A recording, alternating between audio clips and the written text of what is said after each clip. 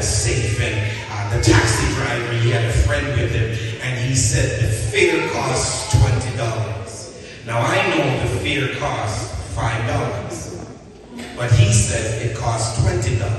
So I put on my best Jamaican accent because I figured because what I was wearing, they said, oh, this man is a foreign, we can, get more money out of him. So he's trying to charge me 4 times more than the fare. So I said to him, what you talking about, $5 for the fare? I try to put on my best Jamaican. Remember, 16 years since I've been back, so I'm not that good. When I said that, the passenger looked at the driver, and the driver named like it's John. I don't remember. I'm just making up a name. And he said, you know something, John? The way I feel right now, I feel like I can just kill somebody.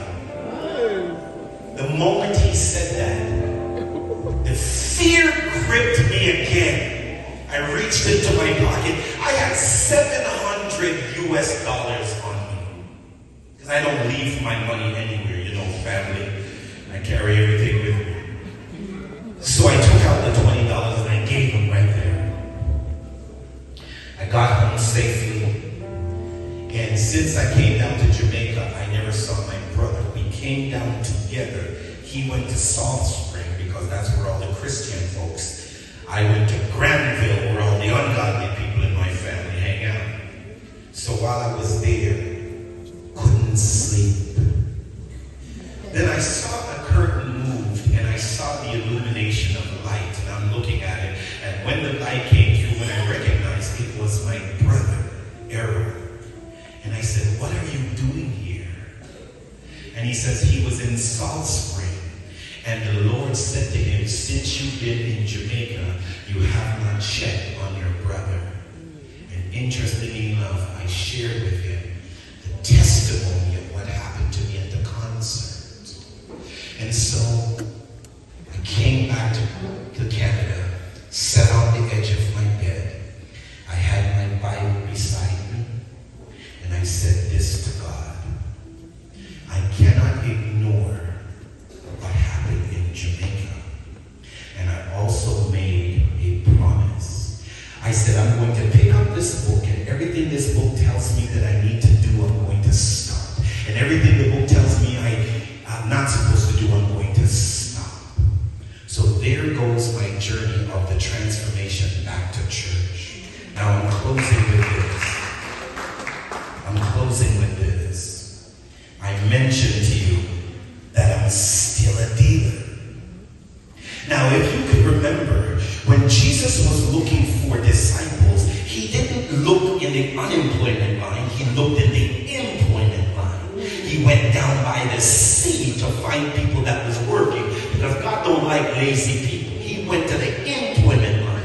Now listen carefully what he said to Peter. He said, follow me and I will make you fishers of men. Now you have to understand, Peter was a fisher of fish.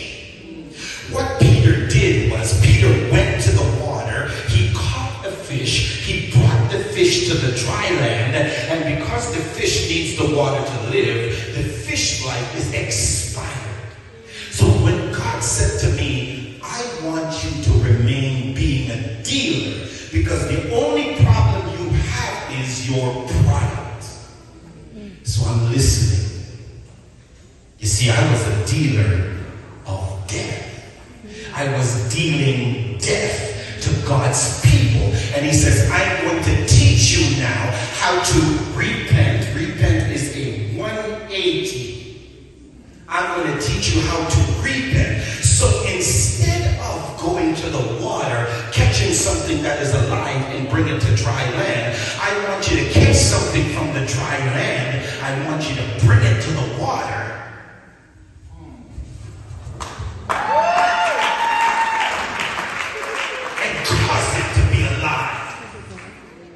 I'm here to tell you, sister, I'm still a dealer. But instead of dealing death, I now deal life. Thank you.